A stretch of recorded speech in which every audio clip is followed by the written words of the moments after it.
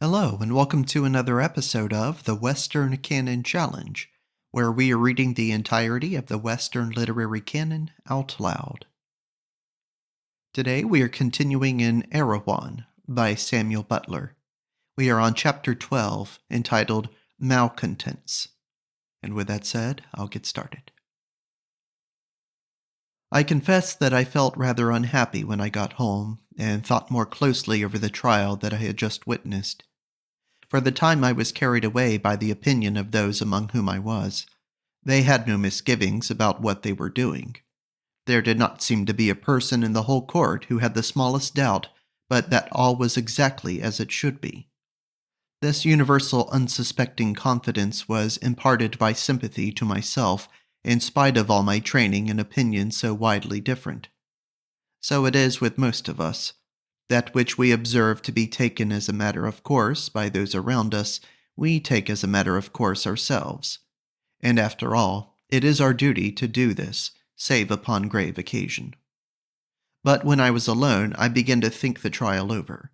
It certainly did strike me as betraying a strange and untenable position. Had the judge said that he acknowledged the probable truth, namely, that the prisoner was born of unhealthy parents, or had been starved in infancy, or had met with some accidents which had developed consumption, and had he then gone on to say that though he knew all this and bitterly regretted that the protection of society obliged him to inflict additional pain on one who had suffered so much already, yet that there was no help for it, I could have understood the position, however mistaken I might have thought it. The judge was fully persuaded that the infliction of pain upon the weak and sickly was the only means of preventing weakness and sickliness from spreading, and that 10 times the suffering now afflicted upon the accused was eventually warded off from others by the present apparent severity. I could therefore perfectly understand his inflicting whatever pain he might consider necessary in order to prevent so bad an example from spreading further and lowering the Erewhonian standard. But it seemed almost childish to tell the prisoner that he could not have been in good health if he had been more fortunate in his constitution and been exposed to less hardships when he was a boy. I write with great diffidence, but it seems to me that there is no unfairness in punishing people for their misfortunes or rewarding them for their sheer good luck. It is the normal condition of human life that this should be done, and no right-minded person will complain of being subjected to the common mistreatment. There is no alternative open to us. It is idle to say that men are not responsible for their misfortunes. What is responsibility? Surely to be responsible means to be liable to have to give an answer should it be demanded, and all things which live are responsible for their lives and actions should society see fit to question them through the mouth of its authorized agent. What is the offense of a lamb that we should rear it and tend it, and lull it into security for the express purpose of killing it? Its offense is the misfortune of being something which society wants to eat, and which cannot defend itself. This is ample. Who shall limit the right of society except society itself? And what consideration for the individual is tolerable unless society be the gainer thereby? Wherefore should a man be so richly rewarded for having been son to a millionaire, were it not clearly provable that the common welfare is thus better furthered?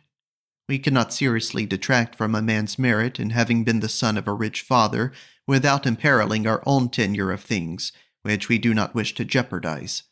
If this were otherwise, we should not let him keep his money for a single hour.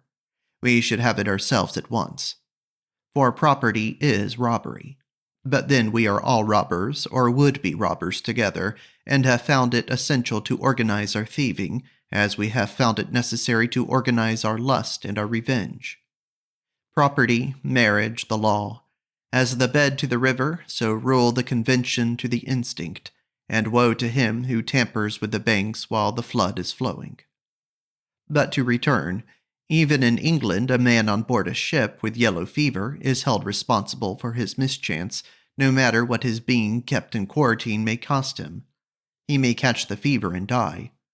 We cannot help it.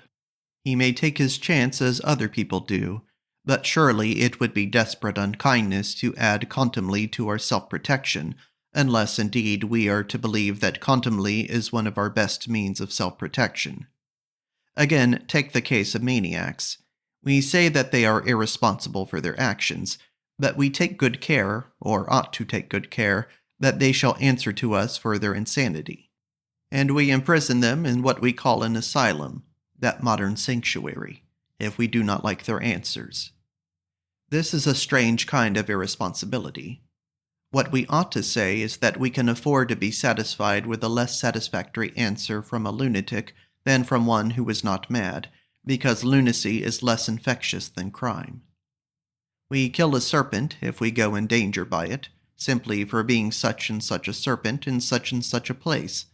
But we never say that the serpent has only itself to blame for not having been a harmless creature.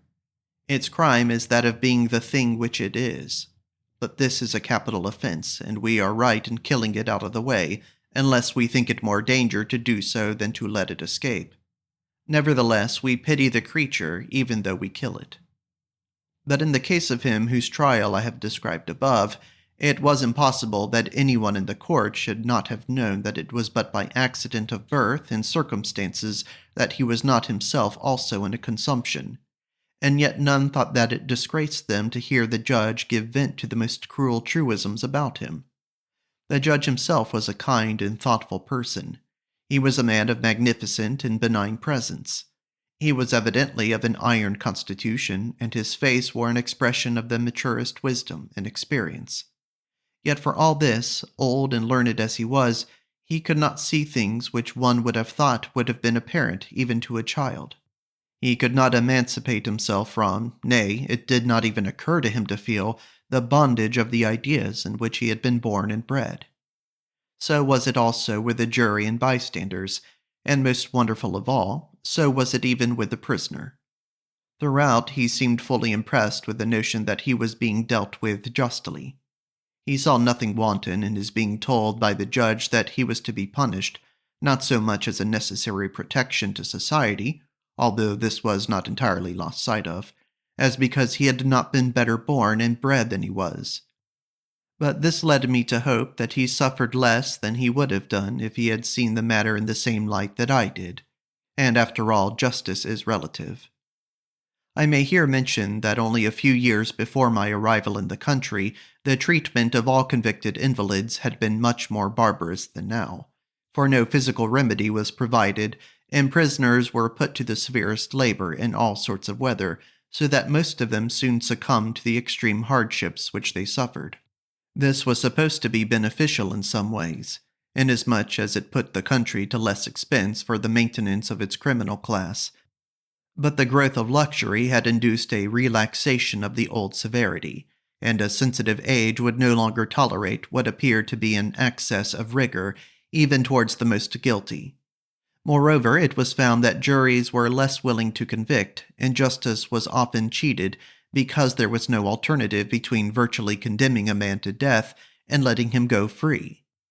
It was also held that the country paid in recommittals for its over-severity. For those who had been imprisoned even for trifling ailments were often permanently disabled by their imprisonment. And when a man had been once convicted, it was probable that he would seldom afterwards be off the hands of the country. These evils had long been apparent and recognized, yet people were too indolent and too indifferent to suffering not their own to bestir themselves about putting an end to them, until at last a benevolent reformer devoted his whole life to effecting the necessary changes. He divided all illness into 3 classes, those affecting the head, the trunk, and the lower limbs, and obtained an enactment that all diseases of the head, whether internal or external, should be treated with laudanum, those of the body with castor oil, and those of the lower limbs with an embrocation of strong sulfuric acid and water.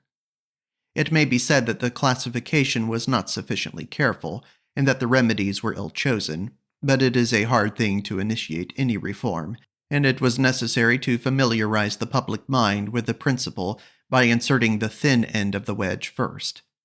It is not therefore to be wondered at that among so practical people there should still be some room for improvement. The mass of the nation are well pleased with existing arrangements, and believe that their treatment of criminals leaves little or nothing to be desired.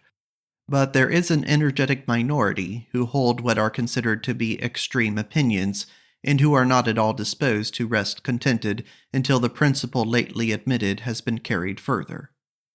I was at some pains to discover the opinions of these men, and their reasons for entertaining them. They are held in great odium by the generality of the public, and are considered as subverters of all morality whatever. The malcontents, on the other hand, assert that illness is the inevitable result of certain antecedent causes, which in the great majority of cases were beyond the control of the individual, and that therefore a man is only guilty for being in a consumption in the same way as rotten fruit is guilty of having gone rotten. True, the fruit must be thrown on one side as unfit for man's use, and the man in a consumption must be put in prison for the protection of his fellow citizens, but these radicals would not punish him further than by loss of liberty and a strict surveillance. So long as he was prevented from injuring society, they would allow him to make himself useful by supplying whatever of society's wants he could supply. If he succeeded in thus earning money, they would have him made as comfortable in prison as possible, and would in no way interfere with his liberty more than was necessary to prevent him from escaping or from becoming more severely indisposed within the prison walls. But they would deduct from his earnings the expenses of his board, lodging, surveillance, and half those of his conviction. If he was too ill to do anything for his support in prison, they would allow him nothing but bread and water, and very little of that. They say that society is foolish in refusing to allow itself to be benefited by a man merely because he has done it harm hitherto, and that objection to the labor of the diseased classes is only protection in another form. It is an attempt to raise the natural price of a commodity by saying that such and such persons who are able and willing to produce it shall not do so, whereby everyone has to pay more for it. Besides, so long as a man has not been actually killed, he is our fellow creature, though perhaps a very unpleasant one. It is in a great degree the doing of others that he is what he is, or in other words, the society which now condemns him is partly answerable concerning him. They say that there is no fear of any increase of disease under these circumstances, for the loss of liberty, the surveillance, the considerable and compulsory deduction from the prisoner's earnings, the very sparing use of stimulants, of which they would allow but little to any, and none to those who did not earn them, the enforced celibacy, and above all the loss of reputation among friends, are in their opinion as ample safeguards to society against a general neglect of health as those now resorted to. A man, therefore, so they say, should carry his profession or trade into prison with him, if possible. If not, he must earn his living by the nearest thing to it that he can. But if he be a gentleman born and bred to no profession, he must pick oakum, or write art criticisms for a newspaper. These people say further that the greater part of the illness which exists in their country is brought about by the insane manner in which it is treated. They believe that illness is in many cases just as curable as the moral diseases which they see daily cured around them, but that a great reform is impossible till men learn to take a juster view of what physical obliquity proceeds from. Men will hide their illnesses as long as they are scouted on its becoming known that they are ill. It is the scouting, not the psychic, which produces the concealment. And if a man felt that the news of his being in ill health would be received by his neighbors as a deplorable fact, but one as much the result of necessary antecedent causes as though he had broken into a jeweler's shop and stolen a valuable diamond necklace, as a fact which might be just as easily have happened to themselves, only that they had the luck to be better born and reared, and if they also felt that they would not be made more uncomfortable in the prison than the protection of society against infection and the proper treatment of their own disease actually demanded, men would give themselves up to the police as readily on perceiving that they had taken smallpox as they go now to the straightener when they feel that they are on the point of forging a will or running away with somebody else's wife. But the main argument on which they rely is that of economy, for they know that they will sooner gain their end by appealing to men's pockets, in which they have generally something of their own, than to their heads, which contain for the most part little but borrowed or stolen property. And also, they believe it to be the readiest test and the one which has the most to show for itself. If a course of conduct can be shown to cost a country less, and this by no dishonorable saving, and with no indirectly increased expenditure in other ways, they hold that it requires a good deal to upset the arguments in favor of its being adopted, and whether rightly or wrongly, I cannot pretend to say. They think that the more medicinal and humane treatment of the diseased of which they are the advocates would in the long run be much cheaper to the country. But I did not gather that these reformers were opposed to meeting some of the more violent forms of illness with the cat of nine tails or with death. For they saw no so effectual way of checking them. They would therefore both flog and hang, but they would do so pitifully. I have perhaps dwelt too long upon opinions which can have no possible bearing upon our own, but I have not said the 10th part of what these would-be reformers urged upon me. I feel, however, that I have sufficiently trespassed upon the attention of the reader. Chapter 13. The Views of the Erewhonians Concerning Death. The Erewhonians regard death with less abhorrence than disease. If it is an offense at all, it is one beyond the reach of the law, which is therefore silent on the subject. But they insist that the greater number of those who are commonly said to die have never yet been born, not at least into that unseen world which is alone worthy of consideration. As regards this unseen world, I understand them to say that some miscarry in respect to it before they have even reached the scene, and some after, while few are ever truly born into it at all, the greater part of all the men and women over the whole country miscarrying before they reach it, and they say that this does not matter so much as we think it does. As for what we call death, they argue that too much has been made of it. The mere knowledge that we shall one day die does not make us very unhappy. No one thinks that he or she will escape, so that none are disappointed. We do not care greatly even though we know that we have not long to live. The only thing that would seriously affect us would be the knowing, or rather thinking that we know the precise moment at which the blow will fall. Happily, no one can ever certainly know this, though many try to make themselves miserable by endeavoring to find it out. It seems as though there were some power somewhere which mercifully stays us from putting that sting into the tail of death, which we would put there if we could, and which ensures that though death must always be a bugbear, it never shall under any conceivable circumstances be more than a bugbear. For even though a man is condemned to die in a week's time, and is shut up in a prison from which it is certain that he cannot escape, he will always hope that a reprieve may come before the week is over. Besides, the prison may catch fire, and he may be suffocated not with a rope, but with common ordinary smoke, or he may be struck dead by lightning while exercising in the prison yards. When the morning is come on which the poor wretch is to be hanged, he may choke at his breakfast, or die from failure of the heart's action before the drop has fallen. And even though it has fallen, he cannot be quite certain that he is going to die, for he cannot know this till his death has actually taken place, and it will be too late then for him to discover that he was going to die at the appointed hour after all. The Erewhonians, therefore, hold that death, like life, is an affair of being more frightened than hurt. They burn their dead, and the ashes are presently scattered over any piece of ground which the deceased may have himself chosen. No one is permitted to refuse this hospitality to the dead. People, therefore, generally choose some garden or orchard which they may have known and been fond of when they were young.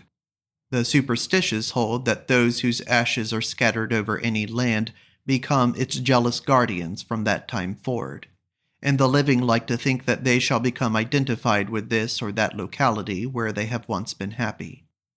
They do not put up monuments nor write epitaphs, for their dead, though in former ages their practice was much as ours, but they have a custom which comes to much the same thing, for the instinct of preserving the name alive after the death of the body seems to be common to all mankind.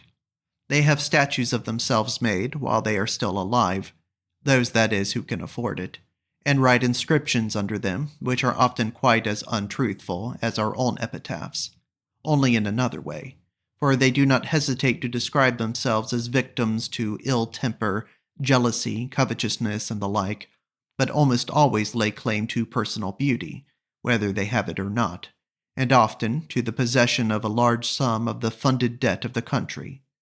If a person is ugly, he does not sit as a model for his own statue, although it bears his name. He gets the handsomest of his friends to sit for him, and one of the ways of paying a compliment to another is to ask him to sit for such a statue. Women generally sit for their own statues, from a natural disinclination to admit the superior beauty of a friend, but they expect to be idealized. I understood that the multitude of these statues was beginning to be felt as an encumbrance in almost every family, and that the custom would probably before long fall into desuetude. Indeed, this has already come about to the satisfaction of everyone as regards the statues of public men, not more than 3 of which can be found in the whole capital. I expressed my surprise at this, and was told that some 500 years before my visit, the city had been so overrun with these pests that there were no getting about, and people were worried beyond endurance by having their attention called at every touch and turned to something which, when they had to attend to it, they found not to concern them. Most of these statues were mere attempts to do for some man or woman what an animal stuffer does more successfully for a dog or bird or pike. They were generally foisted on the public by some coterie that was trying to exalt itself in exalting someone else, and not unfrequently they had no other inception than desire on the part of some member of the coterie to find a job for a young sculptor to whom his daughter was engaged. Statues so begotten could never be anything but deformities, and this is the way in which they are sure to be begotten, as soon as the art of making them at all has become widely practiced. I know not why, but all the noblest arts hold in perfection but for a very little moment. They soon reach a height from which they begin to decline, and when they have begun to decline, it is a pity that they cannot be knocked on the head, for an art is like a living organism, better dead than dying. There is no way of making an aged art young again. It must be born anew and grow up from infancy as a new thing, working out its own salvation from effort to effort in all fear and trembling. The Erewhonians 500 years ago understood nothing of all this. I doubt whether they even do so now. They wanted to get to the nearest thing they could to a stuffed man, whose stuffing should not grow moldy. They should have had some such establishment as our Madame Tussauds, where the figures wear real clothes and are painted up to nature. Such an institution might have been made self-supporting, for people might have been made to pay before going in. As it was, they had let their poor, cold, grimy, colorless heroes and heroines loaf about in squares, and in corners of streets in all weathers, without any attempt at artistic sanitation, for there was no provision for burying the dead works of art out of their sight, no drainage, so to speak, whereby statues that had been sufficiently assimilated so as to form part of the residuary impression of the country might be carried away out of the system. Hence they put them up with a light heart on the cackling of their coteries, and they and their children had to live, often enough, with some wordy windbag whose cowardice had cost the country untold loss in blood and money. At last the evil reached such a pitch that the people rose, and with indiscriminate fury destroyed good and bad alike. Most of what was destroyed was bad, but some few works were good, and the sculptors of today wring their hands over some of the fragments that have been preserved in museums up and down the country. For a couple of 100 years or so, not a statue was made from one end of the kingdom to the other, but the instinct for having stuffed men and women was so strong that people at length again began to try to make them. Not knowing how to make them, and having no academies to mislead them, the earliest sculptors of this period thought things out for themselves, and again produced works that were full of interest, so that in 3 or 4 generations they reached a perfection hardly if at all inferior to that of several hundred years earlier. On this the same evils recurred.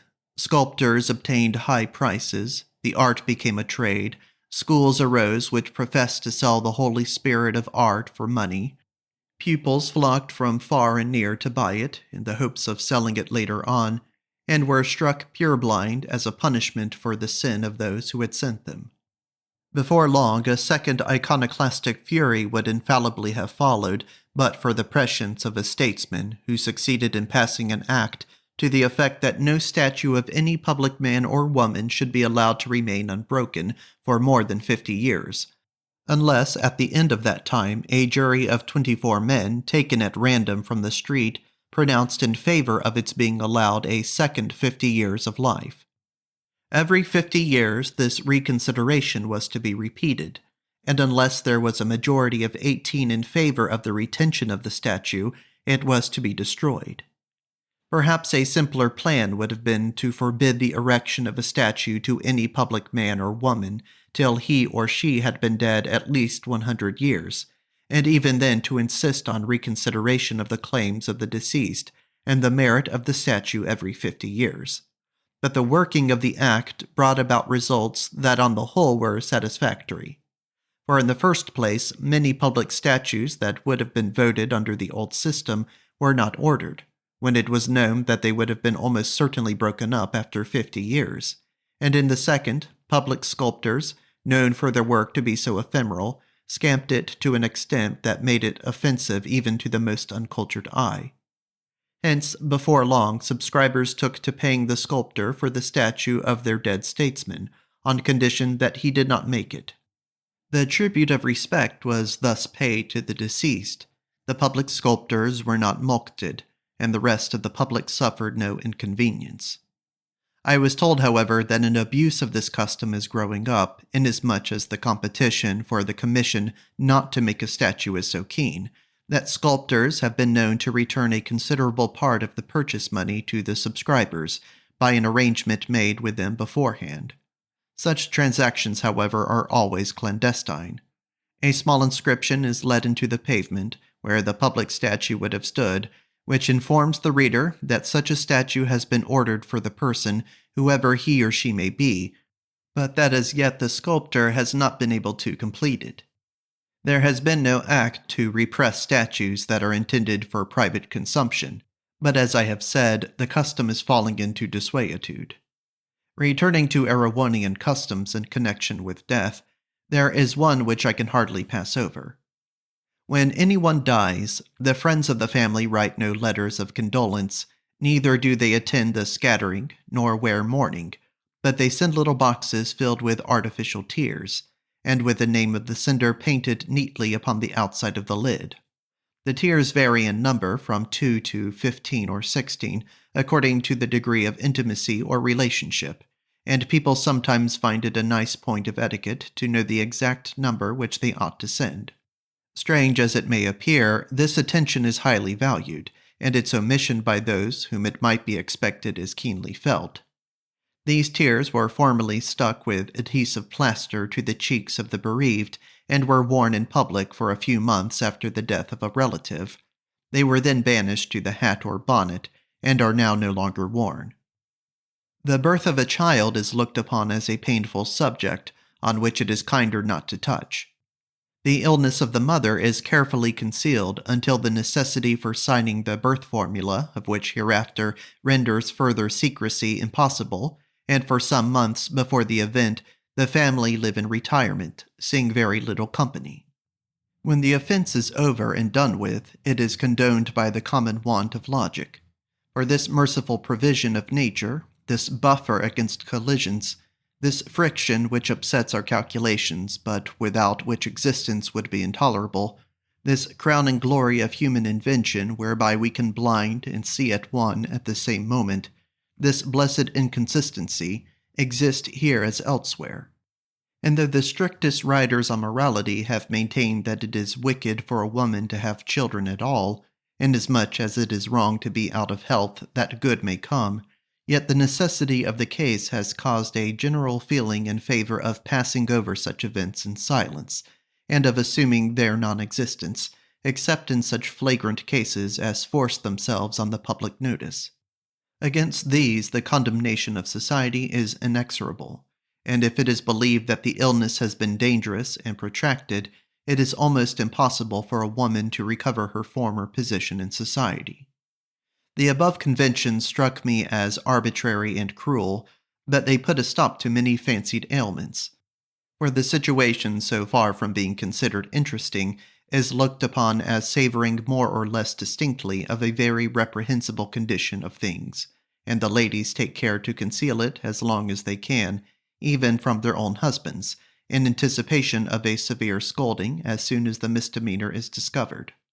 Also, the baby is kept out of sight, except on the day of signing the birth formula, until it can walk and talk. Should the child unhappily die, a coroner's inquest is inevitable. But in order to avoid disgracing a family which may have been hitherto respected, it is almost invariably found that the child was over 75 years old and died from the decay of nature. Chapter 14. Mahaina. I continued my sojourn with the Nosnibors. In a few days, Mr. Nosnibor had recovered from his flogging, and was looking forward with glee to the fact that the next would be the last. I did not think that there seemed any occasion even for this, but he said it was better to be on the safe side, and he would make up the dozen. He now went to his business as usual, and I understood that he was never more prosperous, in spite of his heavy fine. He was unable to give me much of his time during the day, for he was one of the valuable men who are paid not by the year, month, week, or day, but by the minute. His wife and daughters, however, made much of me, and introduced me to their friends, who came in shoals to call upon me. One of these persons was a lady called Mahaina. Zalora, the elder of my host's daughters, ran up to her and embraced her as soon as she entered the room, at the same time inquiring tenderly after her poor dipsomania. Mahaina answered that it was just as bad as ever. She was a perfect martyr to it, and her excellent health was the only thing which consoled her under her affliction. Then the other ladies joined in with condolences and never-failing suggestions which they had ready for every mental malady. They recommended their own straightener and disparaged Mahaina's. Mrs. Nosnibor had a favorite nostrum, but I could catch a little of its nature. I heard the words, "full confidence that the desire to drink will cease when the formula has been repeated. This confidence is everything. Far from undervaluing a thorough determination never to touch spirits again. Fail too often. Formula, a certain cure," with great emphasis. Prescribed form, full conviction. The conversation then became more audible, and was carried on at considerable length. I should perplex myself and the reader by endeavoring to follow the ingenious perversity of all they said, enough that in the course of time the visit came to an end, and Mahaina took her leave, receiving affectionate embraces from all the ladies. I had remained in the background after the first ceremony of introduction, for I did not like the looks of Mahaina, and the conversation displeased me. When she left the room, I had some consolation in the remarks called forth by her departure. At first they fell to praising her very demurely. She was all this and that and the other, till I disliked her more and more at every word, and inquired how it was that the straighteners had not been able to cure her as they had cured Mr. Nosnibor. There was a shade of significance on Mrs. Nosnibor's face as I said this, which seemed to imply that she did not consider Mahaina's case to be quite one for a straightener. It flashed across me that perhaps the poor woman did not drink at all. I knew that I ought not to have inquired, but I could not help it, and asked point-blank whether she did or not. "We can none of us judge of the condition of other people," said Mrs. Nosnibor in a gravely charitable tone, and with a look towards Zalora. "Oh, mamma," answered Zalora, pretending to be half angry, but rejoiced at being able to say out what she was already longing to insinuate. "I don't believe a word of it. It's all indigestion. I remember staying in the house with her for a whole month last summer, and I am sure she never once touched a drop of wine or spirits. The fact is, Mahaina is a very weakly girl, and she pretends to get tipsy in order to win a forbearance from her friends to which she is not entitled. She is not strong enough for her calisthenic exercises, and she knows she would be made to do them unless her inability was referred to moral causes." Here the younger sister, who was ever sweet and kind, remarked that she thought Mahaina did tipple occasionally. I also think, she added, that she sometimes takes poppy juice. Well, then, perhaps she does drink sometimes, said Zalora, but she would make us all think that she does it much oftener, in order to hide her weakness. And so they went on for a half an hour and more, bandying about the question as to how far their late visitor's intemperance was real or no. Every now and then they would join in some charitable commonplace, and would pretend to be all of one mind that Mahaina was a person whose bodily health would be excellent if it were not for her unfortunate inability to refrain from excessive drinking. But as soon as this appeared to be fairly settled, they began to be uncomfortable until they had undone their work and left some serious imputation upon her constitution. At last, seeing that the debate had assumed the character of a cyclone or circular storm, going round and round and round and round till one could never say where it began nor where it ended, I made some apology for an abrupt departure, and retired to my own room. Here at least I was alone, but I was very unhappy. I had fallen upon a set of people who, in spite of their high civilization and many excellences, had been so warped by the mistaken views presented to them during childhood from generation to generation that it was impossible to see how they could ever clear themselves. Was there nothing which I could say to make them feel that the constitution of a person's body was a thing over which he or she had at any rate no initial control whatever, while the mind was a perfectly different thing, and capable of being created anew and directed according to the pleasure of its possessor? Could I never bring them to see that while habits of mind and character were entirely independent of initial mental force and early education, the body was so much a creature of parentage and circumstances that no punishment for ill health should ever be tolerated, save as a protection from contagion, and that even where punishment was inevitable, it should be attended with compassion? Surely, if the unfortunate Mahaina were to feel that she could avow her bodily weakness without fear of being despised for her infirmities, and if there were medical men to whom she could fairly state her case, she would not hesitate about doing so through the fear of taking nasty medicine. It was possible that her malady was incurable, for I had heard enough to convince me that her dipsomania was only a pretense, and that she was temperate in all her habits. In that case, she might perhaps be justly subject to annoyances or even to restraint, but who could say whether she was curable or not, until she was able to make a clean breast of her symptoms, instead of concealing them?